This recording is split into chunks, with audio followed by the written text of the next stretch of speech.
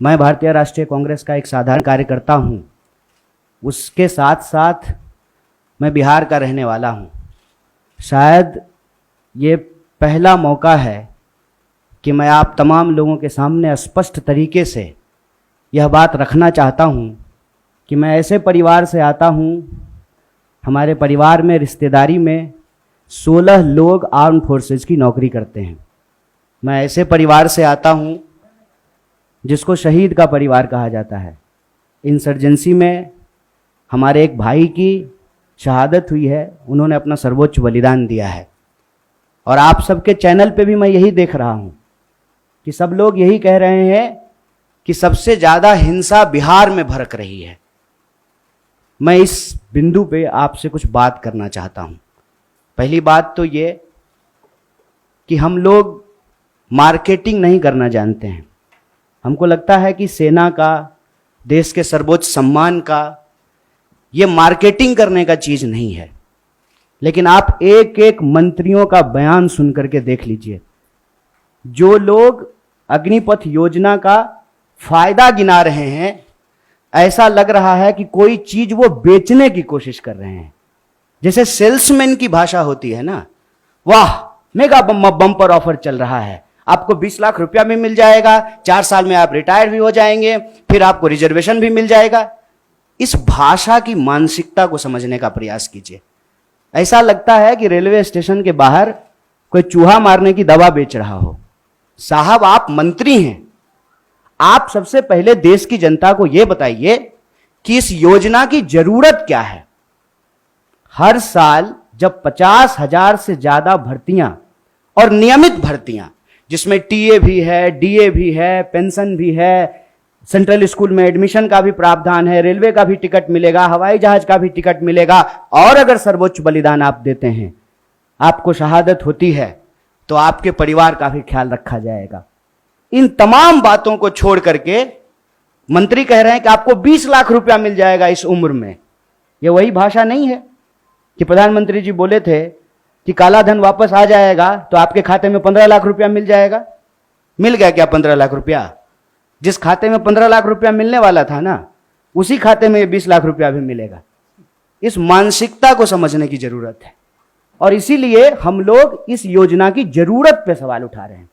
जब देश में एक नियमित भर्ती प्रक्रिया है, 2014 में देश बना है, उससे पहले क्या आर्मी में लोग बहाल नहीं होते थे? क्या हमारे पास जो एक प्रक्रिया नहीं थी, उस प्रक्रिया को खत्म करने का कारण क्या है? तब सरकार के कुछ दावे बताए जा रहे हैं। दावा क्या है? दावा यह है कि हम चाहते हैं कि हमारे देश के नौजवानों को रोजगार मिले। ये तो आप चाह रहे हैं, ये आप वादा भी कर चुके हैं कि हर साल आप 2 करोड़ नौकरी देंगे। उस 2 करोड़ नौकरी को छोड़ करके पीएमओ ने अभी ट्वीट किया कि हम 10 लाख रोजगार देंगे। साहब, अगर आप रोजगार देने के लिए सीरियस होते, 28 लाख पोस्ट जो हैं वो सिर्फ सेंट्रल गवर्नमेंट में रिक्त पड़ा हुआ है, और आप स्टेट गवर्नमेंट में जाकर के देख लीजिए, भर्तियां नहीं की जा रही है। हकीकत क्या है? हकीकत यह है कि ये असली बात देश की जनता से छुपाना चाहते हैं। असली बात क्या है? आप सब लोगों को याद है कि जब नोटबंदी की गई तो यह दावा किया गया कि इसके बाद नक्सलवाद समाप्त हो जाएगा, आतंकवाद समाप्त हो जाएगा। कल ही जो है एक सब इंस्पेक्टर की फिर से टारगेटिंग किलिंग की गई है। नक्सलवाद की घटनाएं हो रही हैं, आतंकवादी घटनाएं लगातार हो रही हैं। अगर नोटबंदी करने के बाद आतंकवाद समाप्त हो जाता तो पुलवामा की घटना कौन करके गया है? कैसे पुलवामा की घटना हुई है?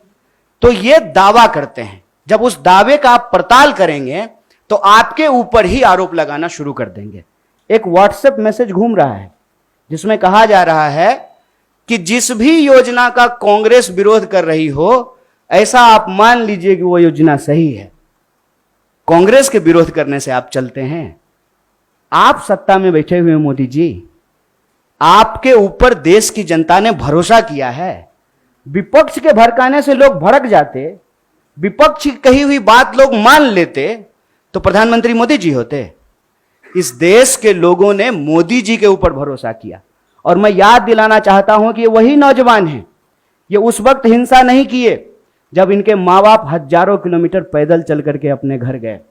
ये वही नौजवान हैं, ये तब भी हिंसा नहीं किए जब उनके परिवार को ऑक्सीजन नहीं मिल रहा था और वो तरप तरप करके जान दे रहे थे।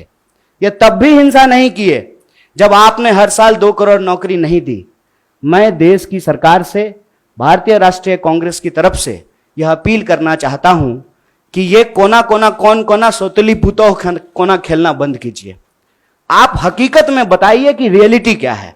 क्या आपने विपक्ष को पूछा? आपने विपक्ष को पूछा कि हम कोई योजना ला रहे हैं? आपने कोई पार्लियामेंट्री कमेटी की मीटिंग की? या आपने नौजवानों को पूछा कि हम आपका भलाई करना चाहते हैं किसानों की तरह, और नौजवान कहते हैं कि हमको ये भलाई नहीं चाहिए? इस मनोदशा को समझिए साहब। हम ऐसे गांव से आते हैं, ऐसे इलाके से आते हैं, कोई ऐसा साल नहीं गुजरता है साहब कि हमारे इलाके में कोई शहादत ना हुई हो।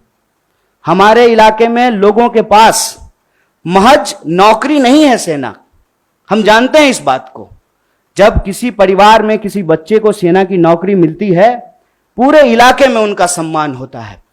और दुख के साथ साथ जब एक पार्थिव शरीर गांव आता है, आंखों में आंसू होने के बावजूद उस इलाके का सीना गर्व से चौड़ा हो जाता है कि हमारे बच्चे ने जो है देश के लिए सर्वोच्च सम्मान दिया है। सेना का सवाल देश की सुरक्षा का सवाल है। आप इसको मजाक मत बनाइए। और एक बात हमारे साथी भी कह रहे हैं, आप तमाम मीडिया लोग भी इसको बोल रहे हैं कि उसमें से 25% लोगों को, साहब 25% नहीं, अप टू 25%, ध्यान रखिएगा। यह है सेल्समैन मेगा बंपर ऑफर की मानसिकता। अप टू 25% क्या होता है? मतलब 25% की भी गारंटी नहीं है। यह मत समझिए आप कि उसमें से एक को दे ही देंगे नौकरी।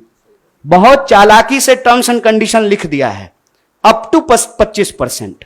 और इसमें यह कितना गंभीर है, इस गंभीरता का आप अंदाजा लगाइए कि अभी आए हुए 3 दिन हुए हैं घोषणा किए हुए, 2 मेजर अमेंडमेंट हो चुका है, और जो फायदा गिनाए जा रहे हैं वो फायदा तो पहले से है। सेना में, आर्म फोर्सेस में, पैरामिलिट्री में भर्ती होने की मैक्सिमम आयु 25 वर्ष है। 25 वर्ष से ज्यादा में तो आप बहाल ही नहीं हो सकते हैं।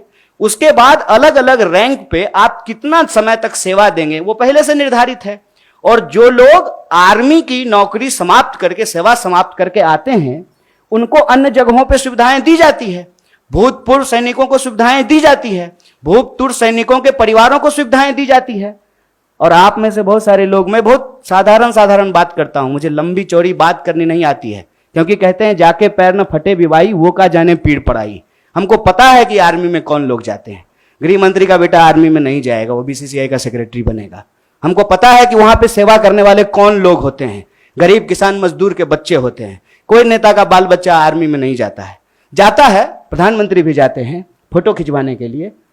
फोटो खिंचवाने के लिए वर्दी पहनना एक बात होता है, देश की भक्ति के लिए, सर्वोच्च सम्मान के लिए वर्दी पहनना दूसरी बात होती है। दीपावली में जाकर के मिठाई बांट देंगे, उसके बाद आकर के अग्निपथ योजना ला करके देश की जवानों का दिवाला निकाल देंगे। अग्निपथ योजना इस देश के नौजवानों को अग्नि में झोंकने की योजना है। इस योजना को सरकार को तुरंत वापस लेना चाहिए। और ये जो लॉलीपॉप वाली भाषा है ना, इस लॉलीपॉप की भाषाओं को बंद करना चाहिए। और जहां तक बिहार में हिंसा का सवाल है, सीधा सा एक कारण समझ लीजिए, ये नौजवान ना किसी के द्वारा लाए गए हैं, ना किसी के द्वारा बुलाए गए हैं। आप तमाम प्रबुद्ध पत्रकार यहां बैठे हुए हैं। कोई ऑर्गेनाइज्ड आंदोलन होता है, उसका स्वरूप अलग होता है। हम लोग 3 दिन से नहीं डिटेन हो रहे हैं यहां पे। हमारा ऑफिस छावनी नहीं बना हुआ है। हम लोग आते हैं, पुलिस पकड़ करके हमको ले जाती है। कोई हिंसा नहीं होती है, कुछ भी नहीं होता है। उसमें हिंसा क्यों हुआ है? क्योंकि वहां नौजवानों का सब्र जो है पानी सर से ऊपर चला गया है। और एक बात और जान लीजिए, जो हमारा बेरोजगारी दर है देश का, बिहार का बेरोजगारी दर डबल है साहब। जहां के मजदूर, बिहार का मजदूर जाता है ना हरियाणा और पंजाब में धान काटने के लिए, बिहार के ही लोग आते हैं ना दिल्ली में काम करने के लिए, बिहार के ही लोग जाते हैं ना महाराष्ट्र में काम करने के लिए। जहां एम्प्लॉयमेंट नहीं है वहां के लोग ऑलरेडी विस्थापित होते हैं। ये जो बच्चे हैं ये उस उम्मीद में अपने गांव में रह रहे हैं, दौड़ रहे हैं, जाड़ा, गर्मी, बरसात, सड़कों पे, मैदानों में, रेत पे, कि इनको किसी दिन सेना में सेवा देने का मौका मिलेगा।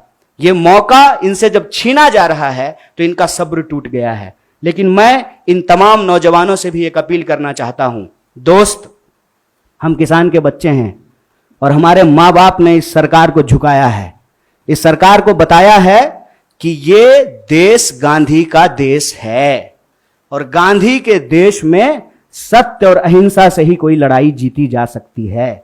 इसीलिए भारतीय राष्ट्रीय कांग्रेस की तरफ से इस आंदोलन का पूर्णतः समर्थन करते हुए सरकार से यह अपील करते हैं कि इसको वापस लीजिए और नौजवानों से अपील करते हैं कि देश की संपत्ति को मत जलाइए, मत जलाइए, क्योंकि कल को आपको वही संपत्ति इसी प्रधानमंत्री से बचाना भी है, क्योंकि देश की संपत्ति ये दोस्त को बेचने वाले हैं।